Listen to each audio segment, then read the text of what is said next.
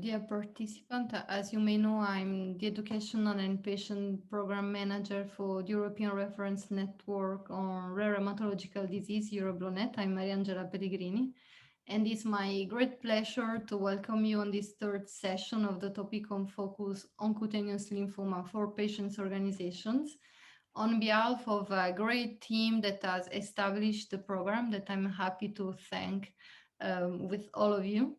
So first of all, I want to thank the Lymphoma Coalition. The representative of the Lymphoma Coalition, Natasha Bolagno, was supposed to be there. She apologized with everyone, but she could finally not join the webinar.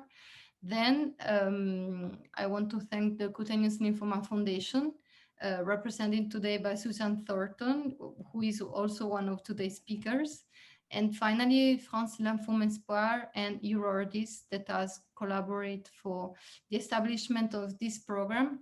As you may know, the objective of this program is really to disseminate among patients' organizations very innovative topics related to cutaneous lymphoma, and to give visibility to the medical services available in Europe, the last quality of life cutting-edge advance in the field of this very rare condition, and also visibility to its treatment options. As you know, this program consists of a cycle of 6 sessions. Is once per month. The first one was in April. The last one will be in December. And the format is that every session is moderated by a duo of an expert physician and a patient advocate who build together the speech, who elaborate together the speech. We had already 2 sessions, one on how to connect patients in Europe to cutaneous lymphoma expert via the ERN. The other was an introduction to cutaneous lymphoma with the 2 prevalent subtypes, mycosis fungoides and Sézary syndrome. Both videos are already available on YouTube channel if you want to have a look at them. And today, finally, we are going to have a lecture on introduction to cutaneous lymphoma, other subtypes, diagnosis and staging with 2 speakers. I'm very proud to introduce, even if they need no presentation. So first, I will introduce Professor Antonio Cozzio, who is chairman at the Department of Dermatology, Venerology and Allergology in Kantonsspital St. Gallen in Switzerland. And Professor Cozzio is currently member of the board of directors of the International Society for Cutaneous Lymphoma, has served as secretary for the board of the Cutaneous Lymphoma group of the EORTC, and is a founding and board member of the Swiss group for cutaneous lymphoma. His principal research and clinical interests are immunodermatology and immunotherapy of skin disorder, including cutaneous lymphoma. And Susan Thornton serves as the CEO of the Cutaneous Lymphoma Foundation, a worldwide nonprofit that empower, educates, and support people diagnosed with rare cancer. And she serves also as a board chair for the Lymphoma Coalition and has held a leadership position as a vice chair of the International Alliance of Dermatology Patients Organizations and vice chair of the Coalition of Skin Disease. She also served on the planning committee that hosts the first International Dermatology Patients Organization Conference held in Vancouver, and was a founding member of the IADPO. So, dear audience, please welcome with me these 2 special speakers of today's session. Thank you very much. Thank you, Mariangela, and it's really an honor and a pleasure to be here. And I'm going to turn the floor over to Professor Cozzio to kick us off with the clinical first part of the lecture. So please take it from here. Thank you very much, Susan. Thank you very much, Mariangela, for this kind introduction. And I have been given the task to discuss with you the so-called other subtypes of cutaneous lymphoma, focusing on diagnosis and staging. You remember roughly a month ago, 4 weeks ago, Martin Vermeer from Leiden in Netherlands discussed with you mycosis fungoides and Sézary syndrome. So now I'm taking over the whole rest of the other 10 or so cutaneous lymphoma types, but we will not discuss all the 10 or so lymphoma types or 15, but rather focus on the most important ones. And this is the schedule we have to, I would like to discuss with you. First, I would like to give a short introduction again on lymphoma and an overview. What is lymphoma? What is cutaneous lymphoma? What is Hodgkin? What is non-Hodgkin lymphoma? What is nodal? What is extranodal lymphomas?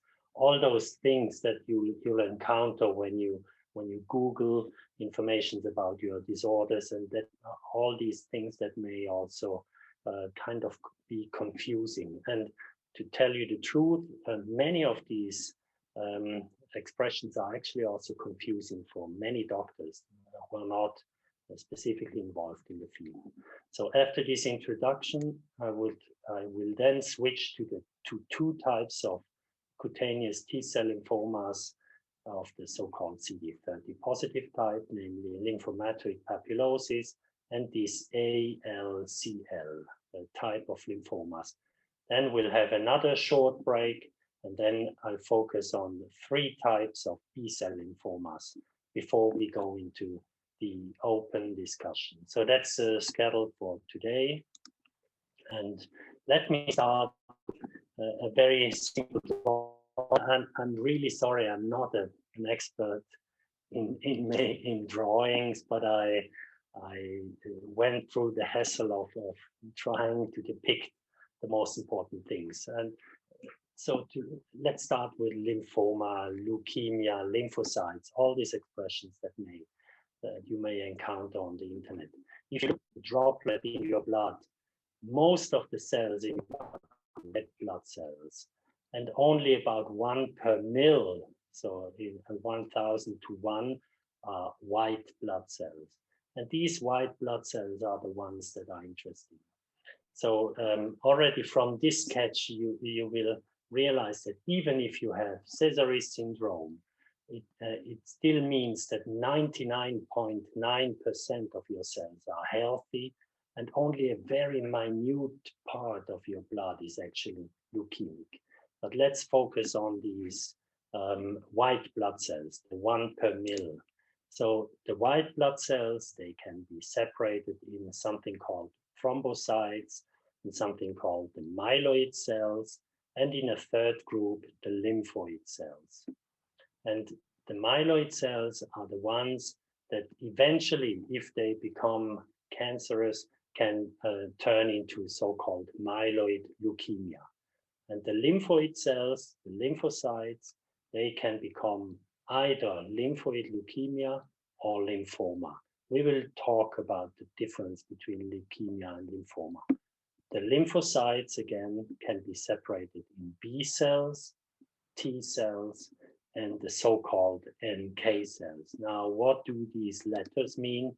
They simply mean B cells are derived from bone marrow, hence B, whereas T cells are derived from the thymus, an organ that lies behind the breastbone, an organ which is important only during embryonic period of time, maybe early childhood, but then disappears. So T cells derive from thymus, and NK cells stands for natural killer cells. They take care of infectious diseases if the B cells or T cells cannot get rid of the attacker, then they may be helpful. So lymphoma, oma always means in medicine, obviously cancer, melanoma, basalioma, spinalioma, carcinoma, all means cancer. And the lymphoma is a cancer of lymphocytes in a solid 3D form. So a lymphoma of the liver, in the spleen, in the skin, that is in a solid form. A leukemia may also be a cancer of lymphocytes, but then the leukemia means the cells are in single suspension, disseminated in the blood system, and they flow with the blood through your body. So that's a simple differentiation between lymphoma, 3D solid, versus leukemia, in the tumor cells are in the blood. And the cutaneous lymphoma, that simply means that the lymphoma originates in the skin. It does not mean that it has to stay forever in the skin. It may eventually also migrate into the inner organs or into the blood or the lymph nodes, but it stems from the skin, and it's either a CTCL, cutaneous T-cell lymphoma, or a CBCL, cutaneous B-cell lymphoma. So these T and B cells are obviously important cells, and I would like you to understand a little bit more what these cells actually do as a normal job, because that may be helpful also in understanding what goes wrong when people develop a cutaneous lymphoma or a lymphoma of any other type. So T and B cells are derived from the common progenitor cells via multiple steps of differentiation. They develop into mature T cells or mature B cells. And the T cells, their function is basically by direct contact to either a cancer cell or an infected virus, infected cells. They may by direct contact kill these cells. So T cells are direct contact killers. That's one of their main job. The B cells, on the other side, they have not a direct contact with the cancer cell or bacteria, but they secrete antibodies, and these antibodies may then help tag the cancer cell and help them killing, or they may tag bacteria, and this tagging helps them eliminating bacteria or also cancer cells. So both the B and the T cells are, if you want, they have a kind of a police function in the body. And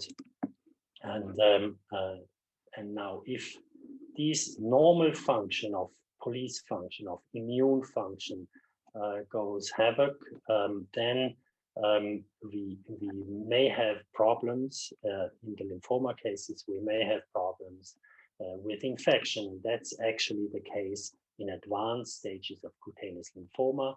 If the lymphoma takes over the normal function of the B and T cells, this function cannot work properly anymore.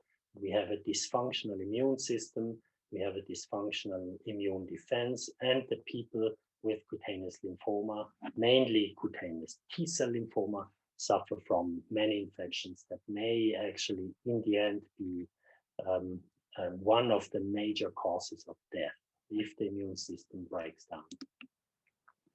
On the other side, we also know that some of the viruses, if they infect B or T cells, or if they trigger immune response, they may actually sooner or later lead to lymphoma. For instance, EBV virus infection can lead to lymphoma, or in some cases it has been described that also bacteria such as Borrelia can also lead to lymphoma. And the final question I would like to discuss with you in this little bit sketch way is, what is nodal and what is extranodal lymphoma? What is Hodgkin's versus non-Hodgkin's lymphoma? So that's a simple one. Nodal lymphomas arise in the lymph nodes, and the lymph nodes are located in the folds of our bodies, basically strategically situated to defend us against infections. For instance, here in the axilla or in the collar area, but also in the groin area, along in the inner parts of the organ, in the chest or in the abdomen, but also in the knee folds. So basically in all folds, we have lymph nodes. If the lymphoma arise in the lymph nodes, we'll talk about nodal, so-called nodal lymphoma. They may be a Hodgkin's lymphoma or non-Hodgkin's lymphoma. The only difference, whether it's a Hodgkin or a non-Hodgkin lymphoma, is only basically if you see Hodgkin's cell, a specific kind of B cell, then we'll talk about a Hodgkin lymphoma. If these cells are absent, if other specific markers are present, then we talk about non-Hodgkin's lymphoma, which are way more abundant than the Hodgkin lymphoma. On the other side, if the lymphoma does not arise in the lymph nodes, but rather in any other organ, and the most prevalent one is the gut organ where extranodal lymphoma arise, then we talk about the so-called extranodal lymphoma. The second most prevalent site for extranodal lymphoma is already the skin. So one of the largest organ in our body is also the second most prevalent location for formation of extranodal lymphoma.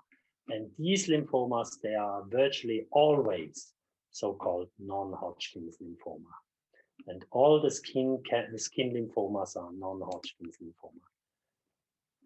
And we can understand the concept of extranodal lymphoma very easily if we understand that B and T cells are so-called police cells.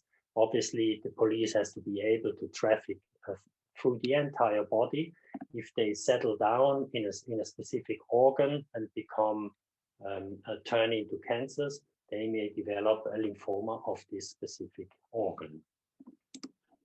And virtually any organ can start in that case. The lymphoma and the skin lymphoma, I told you already, are the second most frequent site for lymphoma. And this is to confuse, this is confusing not only for you, but also for many doctors, actually also for the specialists. It's very confusing because the classification of lymphomas, they keep changing every 2 to 5 years. But I must tell you that at the given time, this is by far the best classification we ever had, specifically for specialists in the field of cutaneous lymphoma. I think the time has never been as good as it is now. If we want to compare, for instance, experiences from a specialist in Holland with experiences in Switzerland or in the US, we have to rely on a common language, on a common classification, on a joint classification. And this is the case now with this classification. It is confusing, but it is still the best world we ever had for cutaneous lymphoma. And the problem is that if, and this is obviously also important for you as patients, you have to make sure that your doctor knows what he's talking about if you suffer from any forms of lymphomas. I tend to believe that I understand a few things about cutaneous lymphoma. I'm not always sure, but I would never, ever allow myself to discuss proper treatment of a lymphoma of the gut or any other organ, because these things are so specific, individual, that you have to be specialist on the field to discuss procedure with the patient. And we know that I've told you that B and T cells via various steps, they develop into B and T cells, and each and every of these steps can go wrong. And therefore, we believe that there are so many kinds of B and T cell lymphomas as we encounter, obviously, given this list here. So this is the list of cutaneous T cell lymphomas we know or we accept in the classification, and the cutaneous B cell lymphoma, the list we accept in the current classification.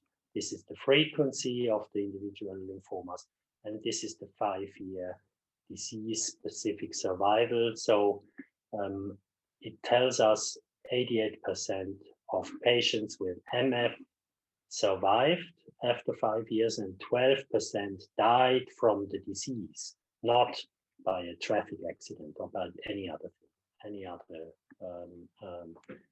unhappy event. You have been discussing with Martin Vermeer, with Professor Vermeer, roughly the 50% of of cases of mycosis fungoides, plus the variants of MF and Sézary syndrome. So today's task will be to discuss with you these two entities, the CD30 positive lymphoproliferative disorders that make up roughly 20% of the disease of all the cutaneous lymphoma. And you see that their survival is obviously, the 5-year survival is obviously very good with 95 to 99%. Virtually nobody with that diagnosis dies from the disease. That is a positive message. And also I would like to cover another 25% of cutaneous lymphomas from the cutaneous B-cell lymphoma field. And you see that 2 of the 3 entities also have an excellent survival, 5-year survival, whereas the one entity, the diffuse large B-cell lymphoma, has a worse outcome. Approximately half of the patients die within 5 years. So taken together with Professor Vermeer's discussion and my input, you will encounter more than 93% or so of cutaneous lymphoma. But there are many, many more and many, many individual ones, but you see they are actually very rare, with the exception of this provisional entity that has not been yet fully included into the cutaneous lymphoma classification. So this is the field we'll be discussing, cutaneous T-cell lymphomas in the first line, and then cutaneous B-cell lymphomas.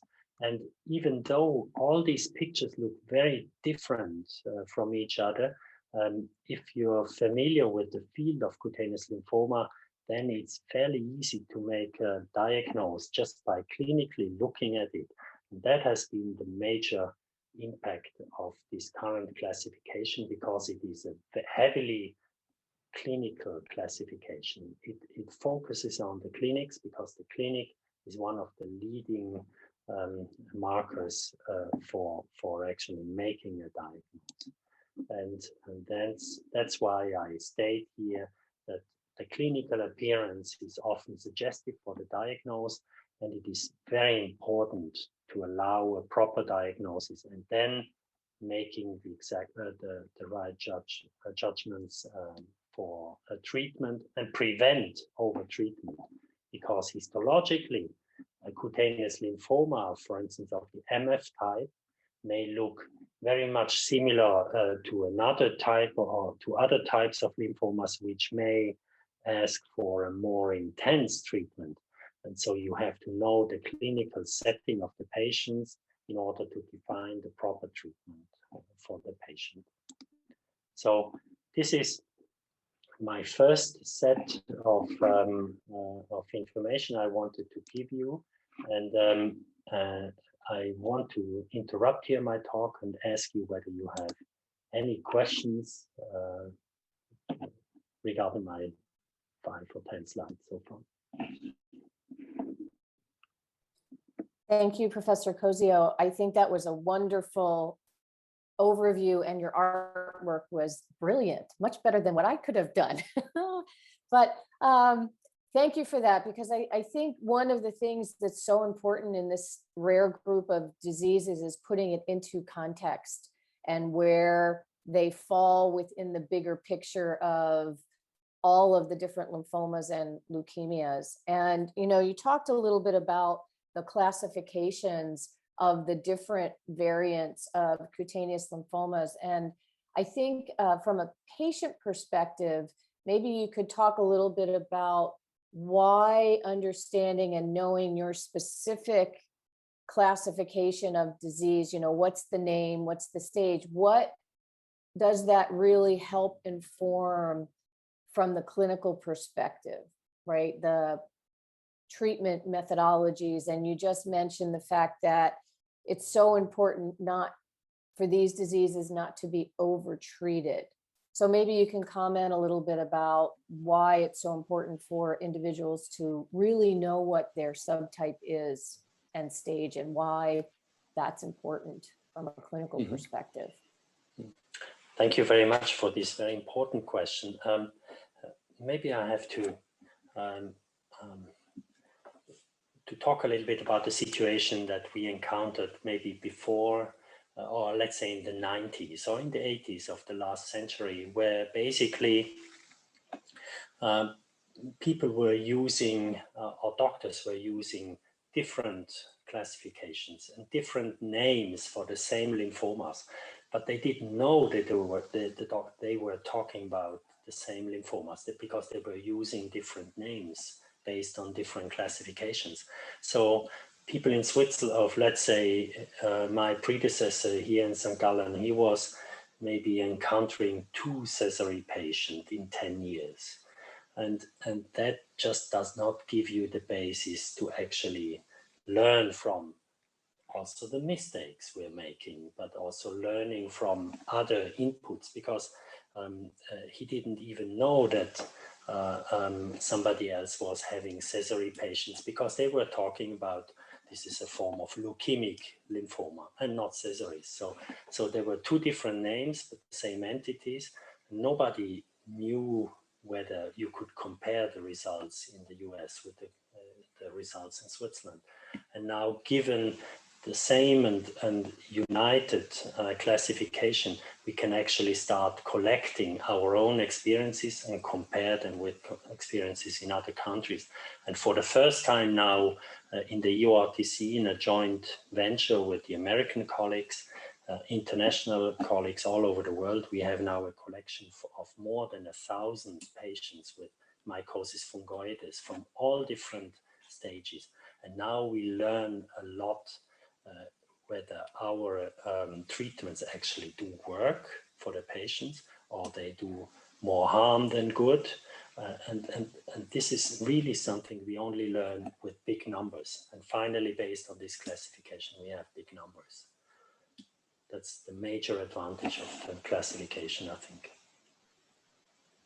Thank you. I think that's so important also to put into context that bringing together the international clinical community to share the experiences of the patients is relatively new. You know, you speak about the 1990s. So when you put that in context with some of the other lymphomas that have been perhaps a little easy, maybe not easier, but, you know, more collaborative efforts in our world in the cutaneous lymphomas, it's way more recent. So, but we're learning fast. And I think technology is helping to pull all of those things together, and the collaboration amongst the clinical community globally is really impressive. I think, at least from my perspective and from a patient perspective, the fact that the community internationally on the clinical and research side collaborates so beautifully together on our behalf to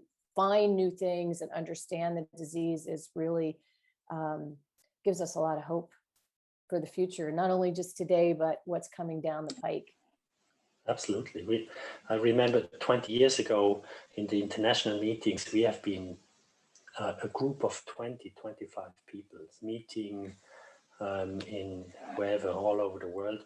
Nowadays, it's our meetings there are people up to 400 people now joining the meetings, and especially many young researchers are moving into the field. So that's actually a hopeful perspective for all the patients actually in the field. Totally agree. Okay. Next round. Good. CD30 positive lymphoproliferative disorders. That's a big mouthful. I'll let you take it from here. Can you see my screen? Yes. Good. So we'll have a short discussion on these 2 forms, the so-called primary cutaneous CD30 positive LPD, stands for lymphoproliferative disorders. There are 2 groups of these lymphomas, and we'll discuss both of them shortly. Keep in mind that actually they make up roughly 1/5 of all lymphomas. So they are fairly prevalent. that still means that there are only roughly 1 in 100,000 per year. So a given population of Switzerland with 8 million people will see about 50 to 80 of these patients every year. So there are not many patients in Switzerland, and for other countries the numbers are roughly the same. The lymphomatoid papulosis, or we'll abbreviate it shortly to LYP, starts often with small papules that look very, very innocuous. They are not itchy, they just grow slowly over a period of 4 to 6 weeks. And interestingly, they start waning spontaneously and actually regress spontaneously after 6 to 8 weeks. And often after 3 months, everything is gone. So they may, however, become more numerous. If you only have one lesion, then many patients with LYP, they may not even go to the doctor because they disappear again. They may come back eventually at another site, but they disappear again. But if obviously, if that's the case, in a group of lesions popping up, then that gets a little bit disturbing, and patients actually want to have a diagnosis. But that's a typical aspect. They do not become larger than a centimeter, roughly. If they become significantly larger than a centimeter, we have to think of other forms of lymphomas. They may actually become more numerous and more prevalent and become very disturbing. They do not itch, they are not painful, but obviously aesthetically they are very disturbing, and they may also be frightening because you just don't know what's going on in the body. Interestingly, even though the histology looks very aggressive, and if a histopathologist looks at it that does not have an idea of the location of the tumor, then he will write back a report stating that this is a highly aggressive non-Hodgkin lymphoma. And if you're not in the hands of a dermatologist who knows the disease, you may get an overtreatment with heavy, eventually polychemotherapy. But that would be absolutely exaggerated in this situation, because lymphomatoid papulosis is a waxing and waning disorder, and invariably is self-limited and virtually never leads to death. It's a chronic disease, that is unfortunately true, but the people do not die from LYP. However, we have to be careful in these patients, because even though the long-term prognosis is excellent, people with LYP have a significantly increased risk for other lymphomas, such as mycosis fungoides, such as Hodgkin's lymphoma, or such as anaplastic large cell lymphoma, the one we'll be discussing in a couple of minutes. The lesions may disappear over time, but they leave a hyper or hypopigmented lesions that may be disturbing for the patient. But once again, the disease is benign, and it has been discussed many times. Basically, on each Congress, we'll discuss whether LYP should be part of the cutaneous lymphoma classification or not, given the fact that it does not kill.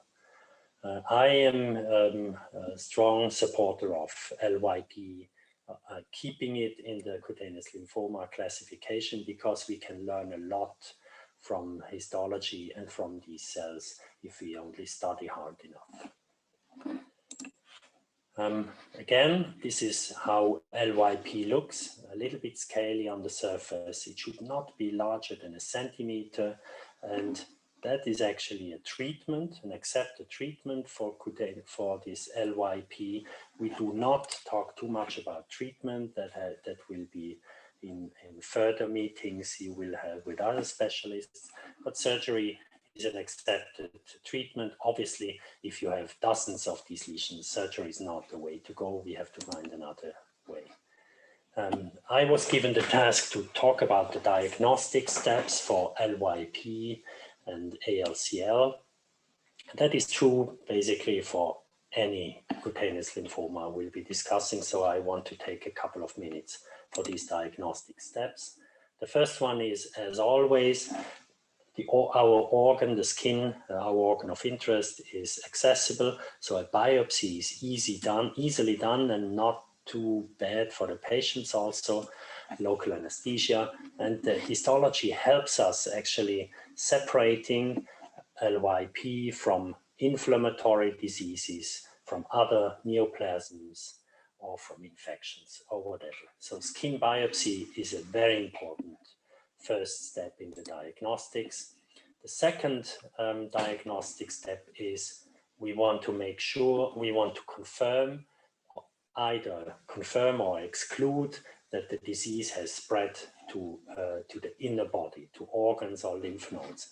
This is what we expect if we do a PET scan or a CT scan, no involvement of the inner organs or lymph nodes.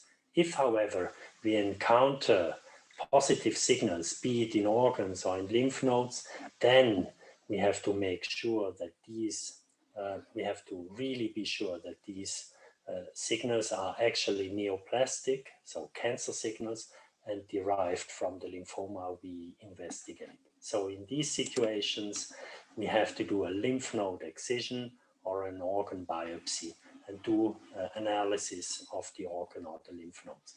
But this is rarely, never necessary in LYP, never necessary, extremely rarely necessary. The next step that is important, obviously, is a blood test.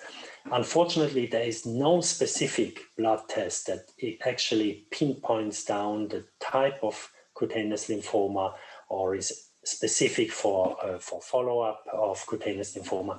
Nevertheless, it's always important for the doctors to understand how are your blood cells doing, how is your kidney and liver doing, because some treatments may be damaging kidney and liver, and if these are already damaged, then these treatments obviously are a no-go. And LDH is always performed a measurement of lactate dehydrogenase. This is a helpful tool. If this one is increased, that tells us we have to be careful about some neoplastic disorders, but that's a very unspecific test. It also may be positive in melanoma and many other cancers. And finally, bone marrow puncture is a possibility if we look for cutaneous lymphoma in the bone marrow, very rarely necessary and never necessary in LYP, never necessary in LYP.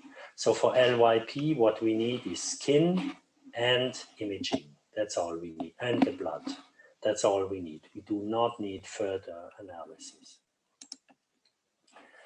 Now that has been LYP. Now let's say the larger brother of, or the older brother of LYP is ALCL, anaplastic large cell lymphoma, and the PC stands for primary cutaneous. So first appearance of the tumor happens in the skin, primary cutaneous ALCL. And they look very similar to the LYP we have been looking at before, but they do not stop at the size of 1 centimeter and decrease over time, but they just keep growing. And when they grow, they can become actually really, really large, much larger than also these lesions. They may grow up to several centimeters. If we look at, if we see these situations, obviously we have to take a skin biopsy for diagnostics. And we know also in this situation, the histology looks very scary, looks like very aggressive lymphoma. But if we know that the lesion occurs primarily in the skin and first in the skin, no involvement of inner organs, then we can confirm a very good prognosis to the patients, and we can save him from an overtreatment with polychemotherapy. But nevertheless, we have to check for dissemination, and we do that usually with a PET scan, and we see that we only have a signal here in the right, in the left axilla, which corresponds to the clinical lesion we also saw in the patient. The heart always shows a signal in the PET scan, that's normal. The kidneys always show a signal in the PET scan, that's normal. And the kidney, the urine flows into the vesica here, and that's always a normal signal. Also, the brain heavily relies on sugar metabolism and always has a positive signal. So these are all normal signals, but this one is a pathologic signal, telling us we only have an involvement of the skin and no inner involvement. That's a typical patient with anaplastic large cell lymphoma. They are rather young patients, 30 to 50 years old, and the signal and the histology invariably basically shows CD30 positivity. We will talk about this marker in a minute because that's a very important marker. Staging was negative, so we did the PET scan, we checked in the blood, everything was fine. We did not have to do bone marrow puncture. This is not indicated in these tumors. And we decided, because it was a localized disorder, we decided to perform a surgery, excise the tumor, and follow up with a local radiotherapy. The patient has been without tumor in full remission for more than 10 years now. CD30 is a very useful marker for LYP and ALCL. And you may have asked, what is a marker and what is CD30? So I try to depict that here also. This is supposed to be a tumor cell, and the tumor cell is delineated by a cell membrane. That's basically the outer border of the tumor cell.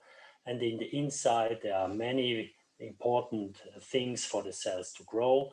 And one important thing is the cell nucleus, where all the genetic information of the cancer cell is stored.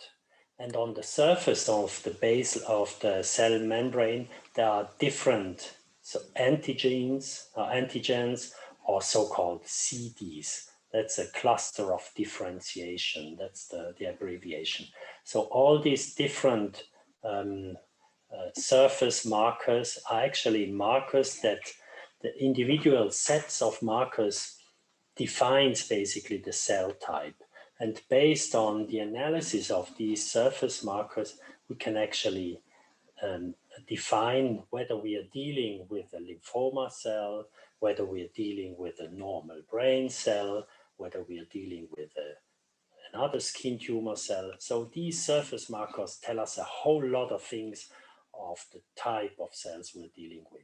And CD30 is an extremely useful marker for these diseases because it allows us to tell now we are dealing with LYP or ALCL, or in rare occasions with a few other cancers that are not the focus of today's discussion.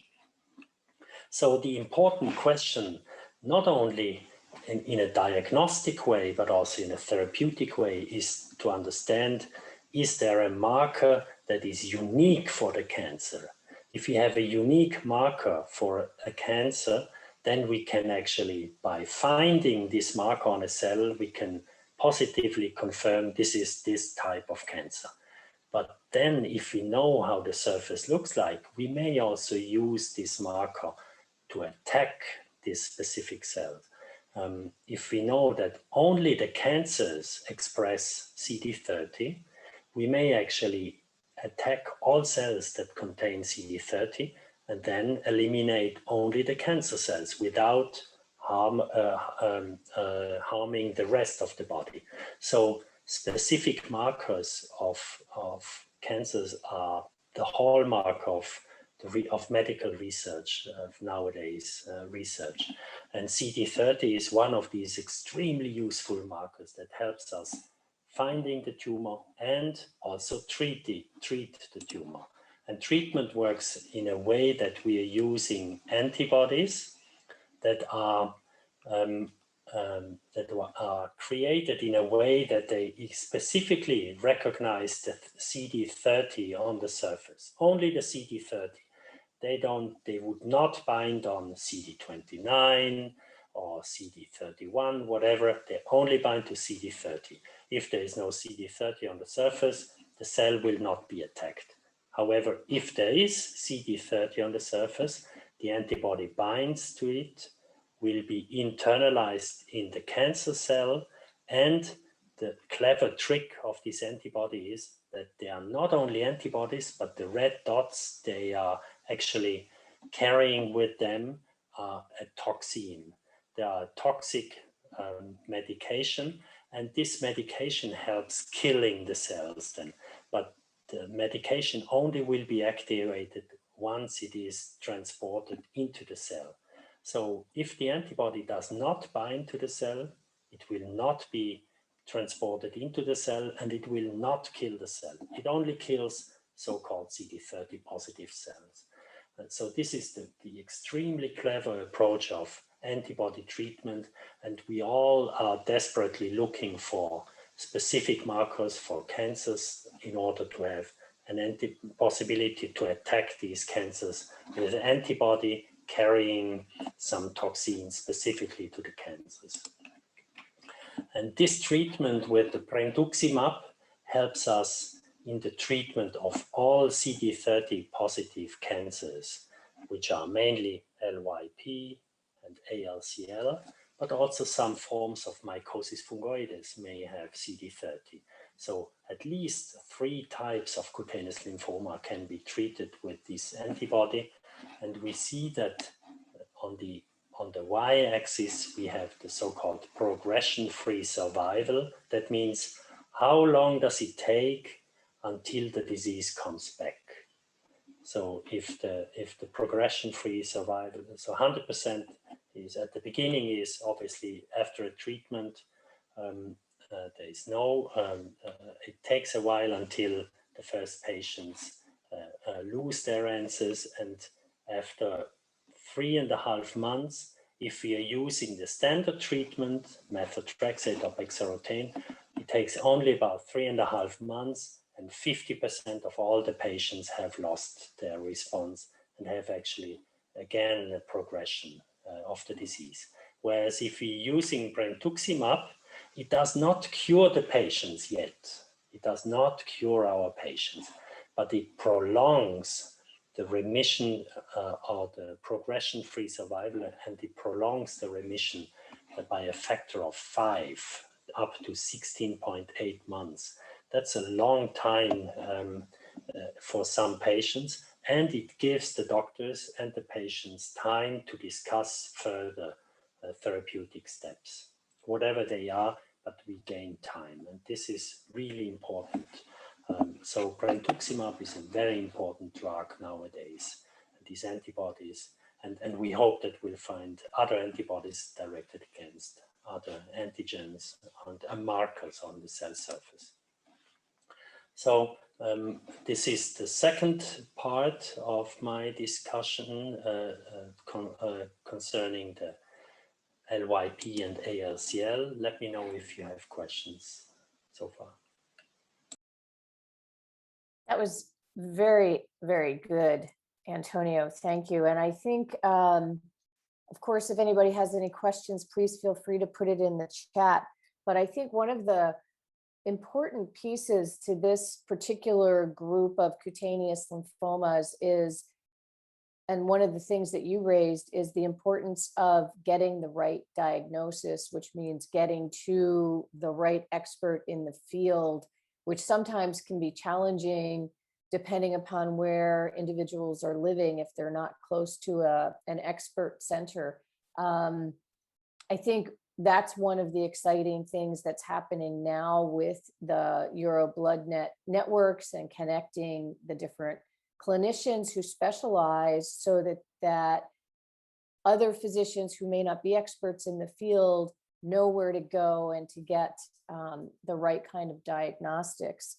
And I guess my question is a little bit around when, especially if someone has LYP, right? You mentioned that it waxes and wanes and sometimes you don't really need treatment, but when do you make that decision as a patient working with your physician? When do you decide, okay, now we should treat, or when we can just do more of a watch and wait? How do you make those kinds of decisions? This is a very important question also. Actually, as you said, watch and wait is a valuable strategy with these patients, especially in the patients with LYP with very, very few numbers of lesions. So everything that goes up to 3 to 5 lesions,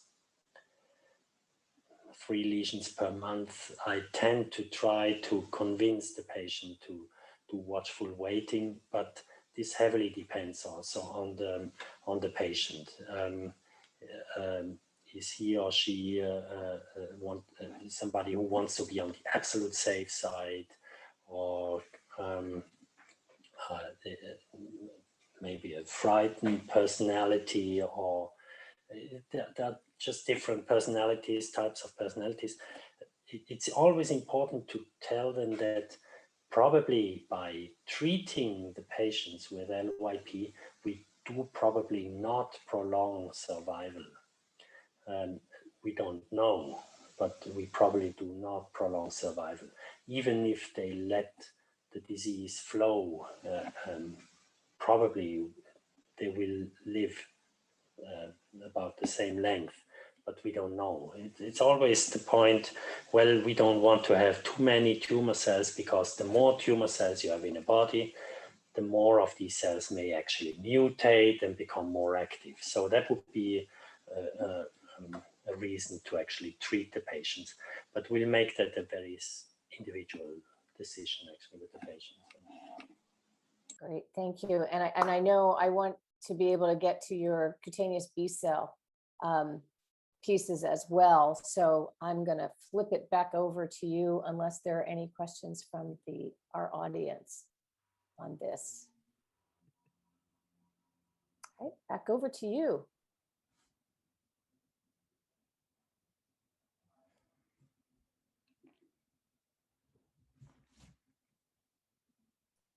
You're on mute, Antonio.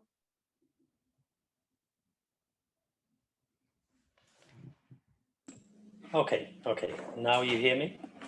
Good. Can you hear me? Yes. Yeah. Okay. So we are talking about these 25% of cutaneous lymphoma with the impossible names: marginal zone lymphoma of the skin, follicle center lymphoma of the skin, or even worse, diffuse large B-cell lymphoma of the skin.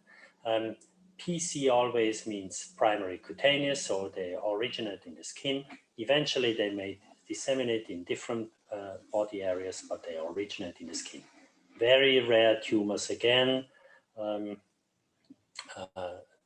that's what it is. The names derived from special histologic locations in lymph nodes and in lymphoid organs. And that's just what medicine is. Sometimes difficult names to remember, but that's what it is. So I tend to abbreviate them by PCMZL and PCFCL, but that refers to these names. So clinically, actually, they look very much the same. It's hard to differentiate just by clinically looking at cutaneous B-cell lymphomas. And that is very much in contrast to, you remember the clinical pictures I showed you from the T cells. In the CTCL, just by looking at the patient, we can actually already have a fairly good idea of what kind of cutaneous T-cell lymphoma we are dealing with.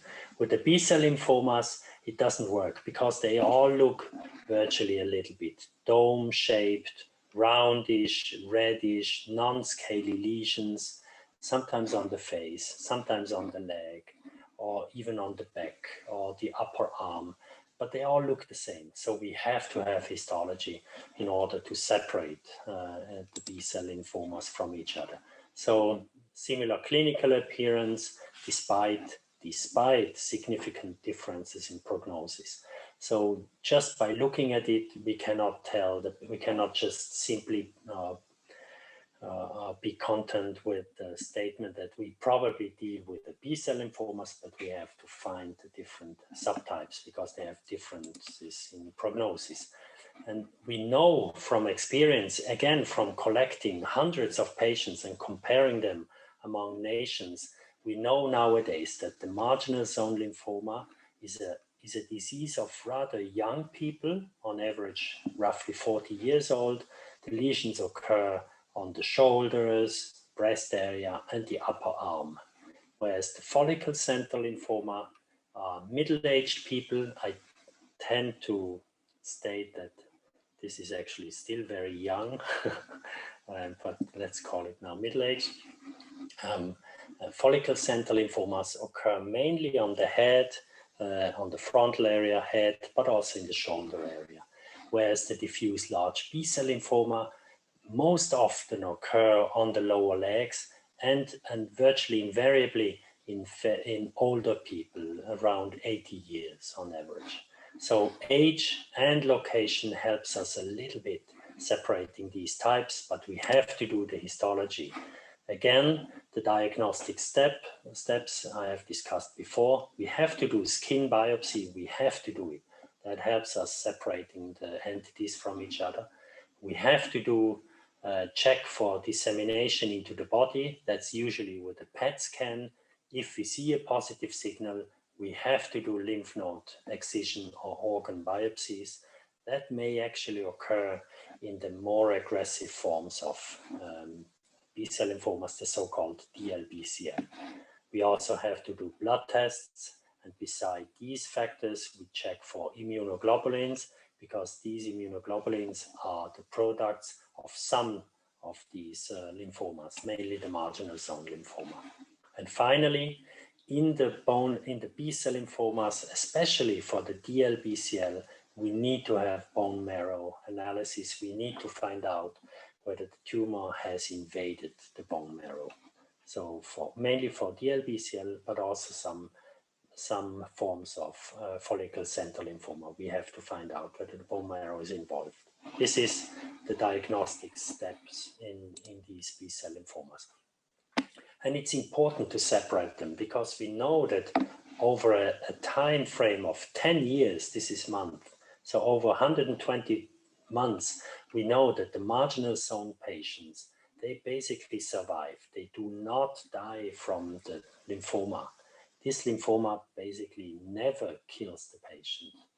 Over 10 years, people who died did not die from the lymphoma, but from other causes.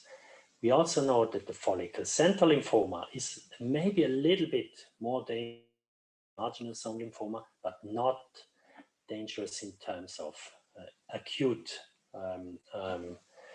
endangering the life of the patient. Whereas the diffuse large B-cell lymphoma, that is actually a dangerous lymphoma because 50% of the patient died after 3 years. So there's no time to lose for treatment. We have to make sure that these patients are properly treated. We have to make sure that these patients here can be identified and treated with chemotherapy, whereas these patients here should also be identified, but they should be saved from chemotherapy. It would be a medical mistake to treat patients with these forms of lymphomas with chemotherapy. So you have to be in the hands of a doctor who knows what he or she is dealing with. That's actually the very important question. Is this a shark? Is it an aggressive B-cell lymphoma? Or is it a dolphin? Is it a non-aggressive lymphoma? I would not be specialist enough to actually decide whether this is a shark or a dolphin.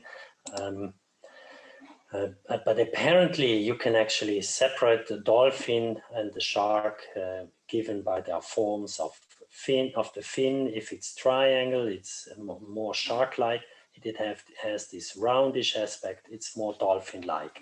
I would not go too close to that kind of animal to find out whether it's a shark or a dolphin. But the same is basically the problem we're facing when we look at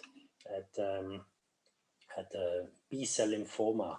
The question is it a dangerous DLBCL or is it a not dangerous follicular center lymphoma or marginal zone lymphoma? And we can do that with different markers we're using.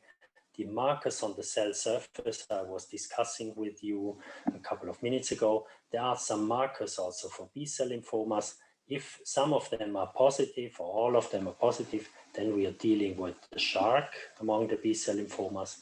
If the marker setting shows like this, then we are probably dealing with the good guy, with the dolphin in the terms of B-cell lymphoma.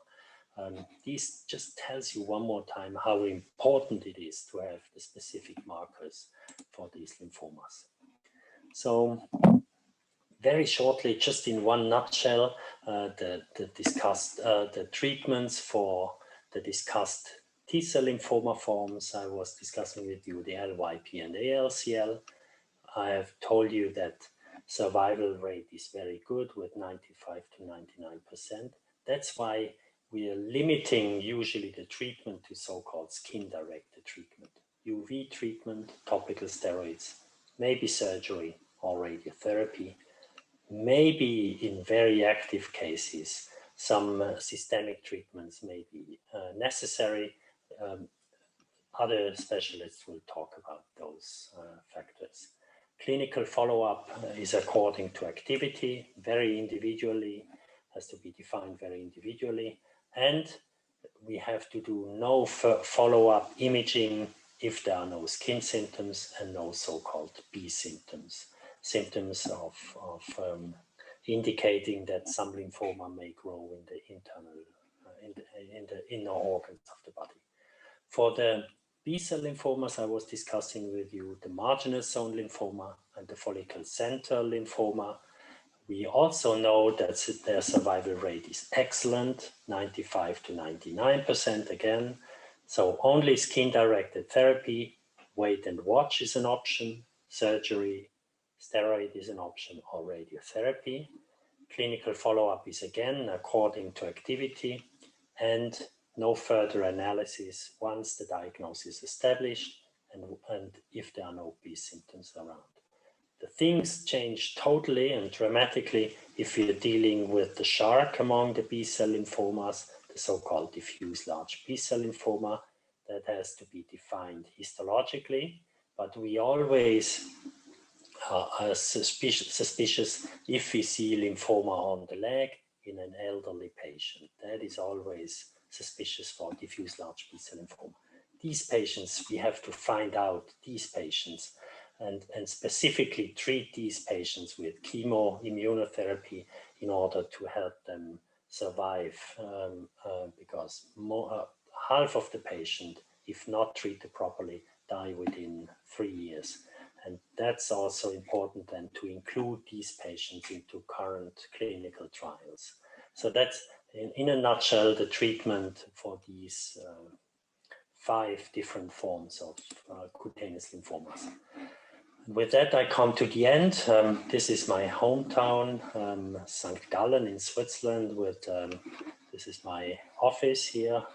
It's actually, I wish it was my office, but it's a library of the monastery here. It's a world famous library.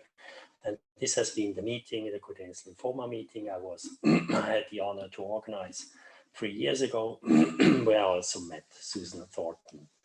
And with that, I'd like to thank you for your attention and with that view of my clinic here in St. Gallen. Very nice place if you have the time to visit. Thank you. Thank you, Antonio. That was really well done. And there's so much you were able to condense into all of those slides in your discussion. I really appreciate that. And St. Gallen is such a beautiful place. I feel so lucky to have actually had the chance to visit and to be there. You'll have to host another meeting soon. So this is probably a good segue. I promised that I would share a little bit about my journey, and I think it speaks to the importance of getting to the right clinician who understands this disease and making sure that you are followed over the course of time. And so I thought, I think, Antonio, you have to unshare so I can just share, and I'll spend just a few minutes to talk a little bit about my experience over the last, let's see, multiple participants. Let's see if we can do that. There we go. I think this is me. Oh, not me. Let's see.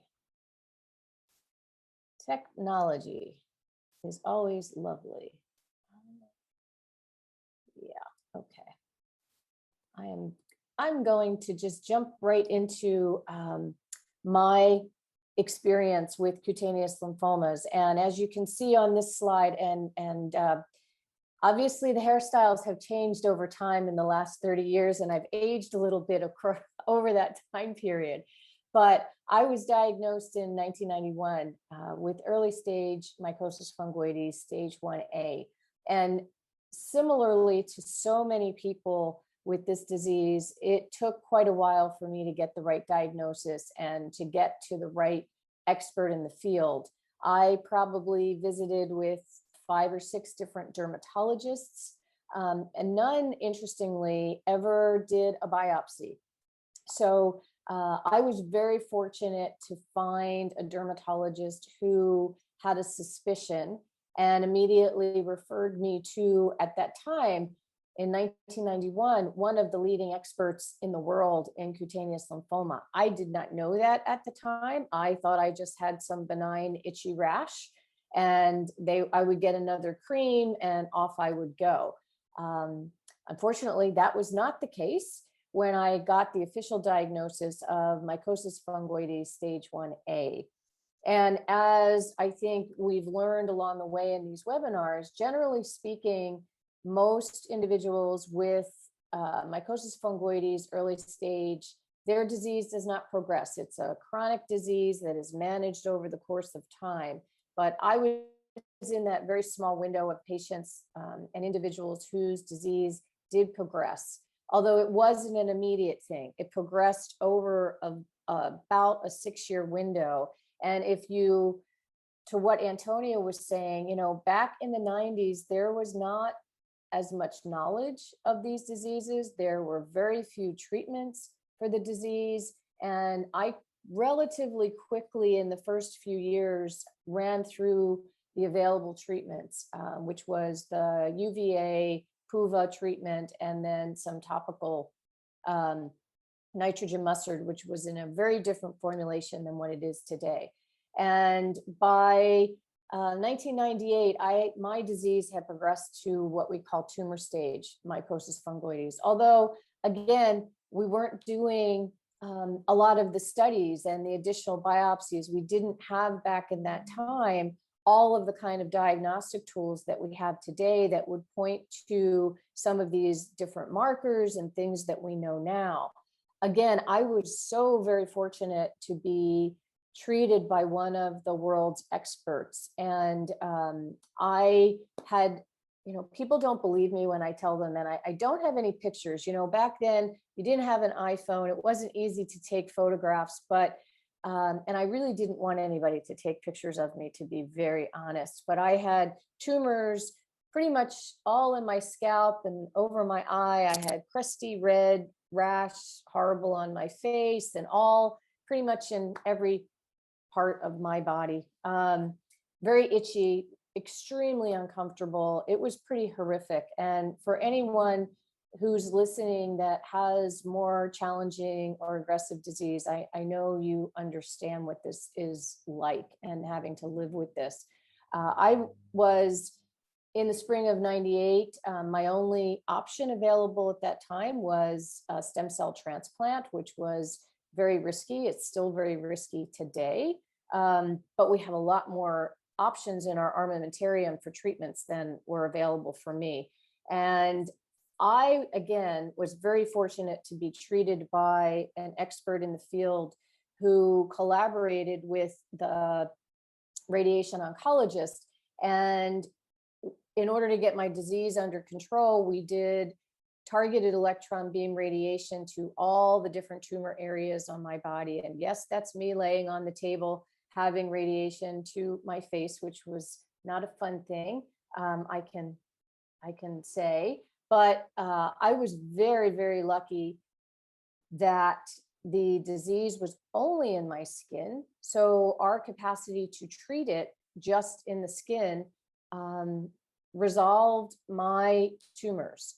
And we followed up with interferon at the time, which I think was really helpful. I came out of that experience in 1998. I threw myself a huge 40th birthday party and celebration. You can see the picture there with my mom and dad and my beautiful wig, because they radiated my head and they weren't sure if I was going to have any hair, but it did come back, as you can see, which I'm very grateful for. A little bit curlier and a little grayer.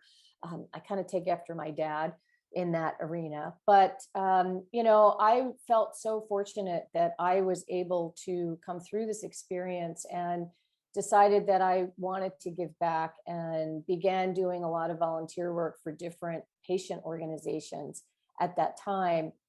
And then in 2008, I actually continued to do various therapies over the course of the next 10 to 12 years with targeted electron beam radiation and interferon and some topicals. We mixed and matched based on how my disease was showing up. And again, I think this points to the critical nature of being treated and working collaboratively with your physician over the course of time. And as your disease, as an individual, is going to show up differently, even if you have the same exact diagnosis as someone else in your body, it's going to look a little different. So it's so critical to have that relationship with your treating physicians and to be able to discuss the right treatment options, especially now that we have way more therapies that are available and more things that are coming through the clinical trial pipeline, which is extremely exciting. And my beloved physician, who was my treating doctor for 15 years, decided to retire, and I had to seek a new physician. And I happened to land with Dr. Stuart Lesson, who helped to establish the Cutaneous Lymphoma Foundation with Judy Jones, actually back in 1998, which I didn't know them or meet them until 2008. And that opened the door for me to become very active in the patient organization side of my disease and interact with the physicians at a global level, to participate, listen to the science, and then to really be able to bring all of that information back to the patient community. And to be here today, to really be able to bring this very important information to patients, no matter where they live, through technology is fabulous. And while we have a lot of work still to do in bringing the patient community together and making sure that each individual is able to get to the expert in the field that's closest to them in their geography, I think we've made some amazing strides. And the fact that we are here today sharing this through the support of EuroBloodNet and the connection that they are doing with the clinical community, and being part of Eurordis and our friends at the Lymphoma Coalition and the French Lymphoma Group, I think really speaks to how critical and how exciting it is for patients today versus where I was in 1991. So, and I know we're a little bit over time. There's so much more that I could talk about, but just so that we don't keep you any longer, I will open it to any questions, but it's really been an honor and a pleasure to share a little bit of my journey and how exciting it is now that we have this great chance to connect people around the globe, the clinical community and the patient community, for the greater good of all of us. Because the more that we can come together and the more that we can share both the clinical side and the research, but the patient experience, the better we will all be in actually being able to live with this disease and maybe even someday cure it, or at the very best, be able to have some really good treatments where we can alleviate the disease for the most part. So anyway, I will finish up with that. And Mariangela, I'll flip it over to you to see if there's any other last things, or to Antonio, if there's anything else that he would like to share at this point. Well, I'll let first Professor Cozzio answer, of course. Thank you very much, Susan, for sharing with us your personal experiences. I think this is exactly where we are at now in the field. Like you had, why is it? Luckily, you survived, but why is it that somehow your cancer or your body was able, with the help of medical aid, to destroy the cancer or to control it? And this is specific, actually, the question also we are asking nowadays in a huge worldwide joint venture, let's say the ProClippi joint venture, where we collect hundreds and hundreds of patient experiences, epidemiological data, personal data, plus also with the help of Martin Vermeer, then kind of federated biobanks where we have tumor samples. And so we can compare the outcome of patients with their individual treatments, with their epidemiological backgrounds, but also with, hopefully, with the genetic information from their tumors.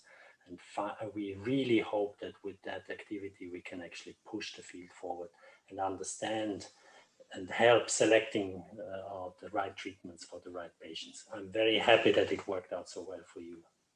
I'm very fortunate and very lucky. And I feel very guilty that we didn't capture some of my tissue. I keep telling people that I have to go volunteer to give some of my tissue so you can do some analysis and see maybe why things work so well for me and what was that experience can help others. So, it's on my list one of these days. Okay, so I think we should close the session, and it's always a pity when you have such great discussion and debate. So I'm wordless, so I don't know how to express my gratitude to the speakers for today's session. So thank you very much for have shared all your expertise.